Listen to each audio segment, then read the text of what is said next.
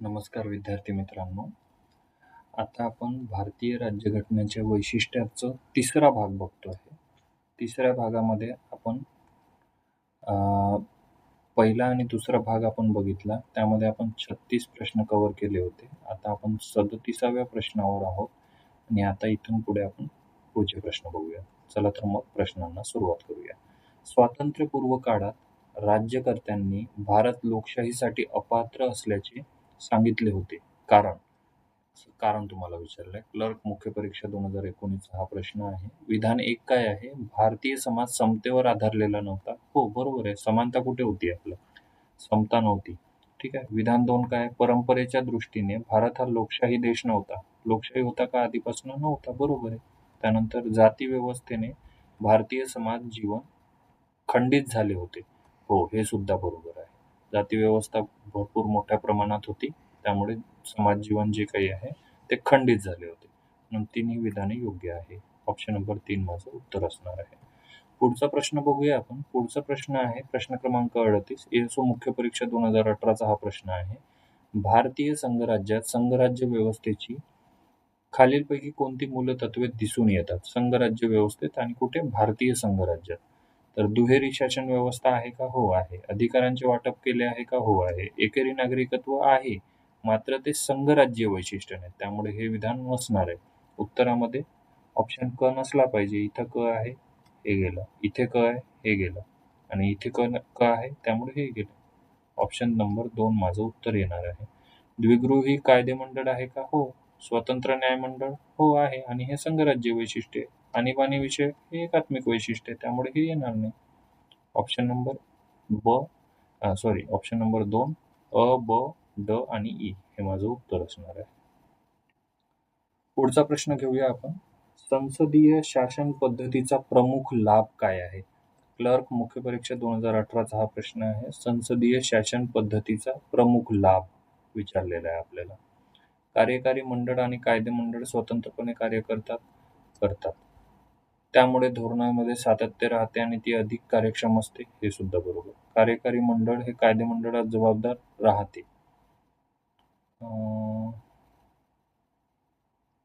कार्यकारी मंडळ आणि कायदे मंडळ हे सुद्धा बरोबर आहे.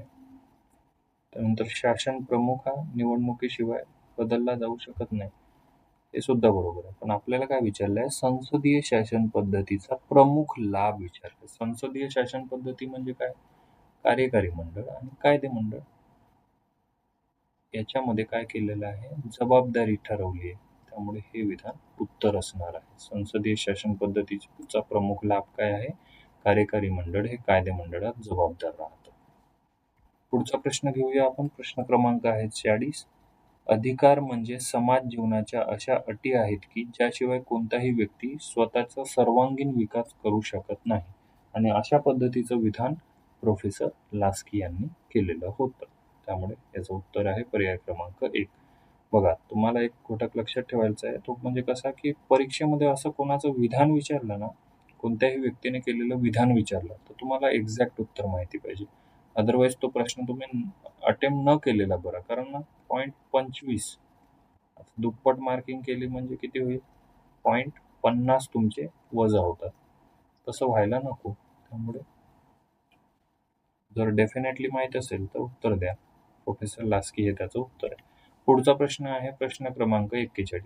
भारतीय संविधानाची काही मूलभूत वैशिष्ट्ये सर्वोच्च न्यायालयाच्या निर्णयातून ठरवण्यात आली आहेत. त्यापैकी पुढीलपैकी कोणते पर्याय योग्य आहे? संघराज्य? हो. धर्मनिरपेक्षता? हो. मुक्त निवडणुका? हो. कायद्याचे राज्य? हो. न्यायालयीन पुनर्विलोकनाची सत्ता? हो. हे सुद्धा बरोबर आहे. सगळे सर्वोच्च न्यायालयाच्या वेगवेगळ्या निर्णयांद्वारे ठरवण्यात आलेले आहे. All of the above are correct. कुठे दिसतंय all of the above? A, B, C, D आणि ई. पहिलं उत्तर असणार आहे. पुढचा प्रश्न घेऊया आपण. पुढचा प्रश्न काय आहे आपला? तर धर्मनिरपेक्षतेबाबत खालीलपैकी कोणते विधान बरोबर नाही विचारलंय? PSI मुख्य परीक्षा 2018चा हा प्रश्न आहे. धर्मनिरपेक्षतेबाबत खालीलपैकी कोणते विधान बरोबर नाही म्हणताय? धर्मनिरपेक्षता हा राज्यघटनेचा मूलभूत संरचनेचा भाग नाही म्हणतो. चुकलंय. ठीक आहे, हेच उत्तर असलं पाहिजे. ठीक आहे, कारण बरोबर नाही विचारलं ना, त्यामुळे. दुसरं विधान बघू. भारत हे धर्मनिरपेक्ष राज्य आहे, म्हणजेच असे राज्य जे सर्व धर्मांच्या प्रती तटस्थपणा आणि निष्पक्षतेचा भाव ठेवतो. हो, बरोबर आहे. भारतामध्ये धर्मनिरपेक्षतेचा असा अर्थ नाही की किंवा राज्याच्या धर्माच्या प्रति शत्रुभाव आहे. त्याचा अर्थ असा आहे की राज्याला विविध धर्मांमध्ये राहून सुद्धा तटस्थ राहावयाचे आहे. बरोबर. धर्माच्या आधारावर मतदारांना आवाहन करणे धर्मनिरपेक्ष लोकशाहीच्या विरुद्ध आहे. बरोबर. ऑप्शन नंबर 1 उत्तर असणार आहे, कारण ते चुकीचं आहे. संरचनेचा भाग आहे. पुढचं विधान घेऊया आपण.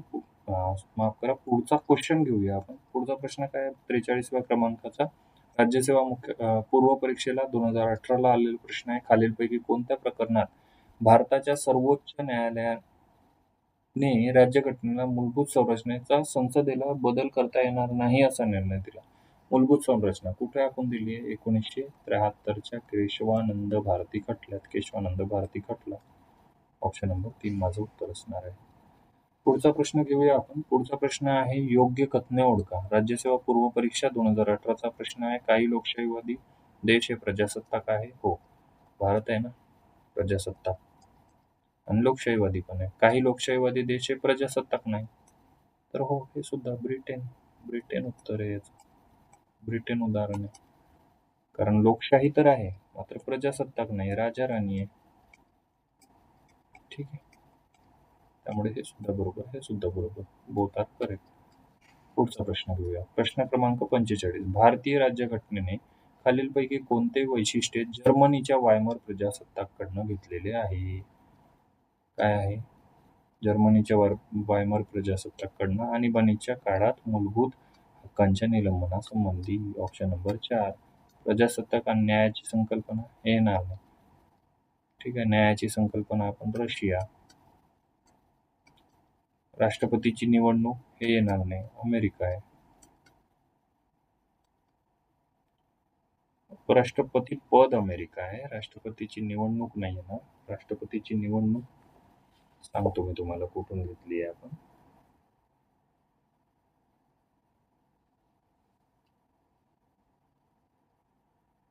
महाभियोग USA कडनं घेतलाय, निवडणुकीचं नाही.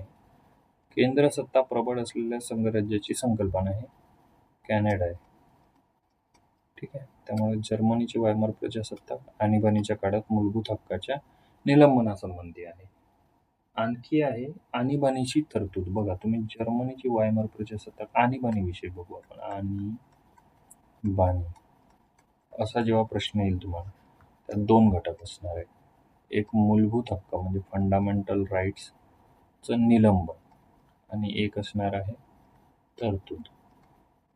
आणीबाणीची तरतूद 1935च्या कायद्यामध्ये होती, आणि फंडामेंटल राईट्स जे आहेत आपले, त्याच्या निलंबनाची तरतूद जर्मनीच्या वायमर प्रजासत्ताक. तुम्हाला जर्मनीच्या वायमर प्रजासत्ताककडनं काय स्वीकारलं असा प्रश्न आहे, त्यामुळे मूलभूत अधिकारांच्या निलंबनासंबंधीची तरतूद.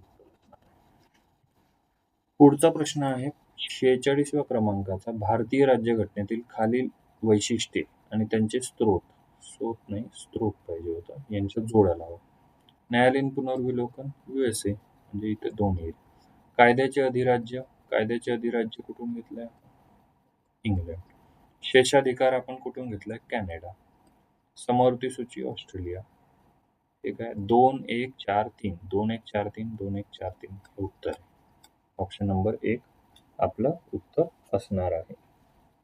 पुढचा प्रश्न घेऊया आपण. पुढचा प्रश्न आहे खालीलपैकी कोणती तरतूद भारतीय राज्यघटनेने आयरिश राज्यघटनेकडून घेतलेली नाही विचारलंय. PSI मुख्य परीक्षा 2017चा प्रश्न आहे.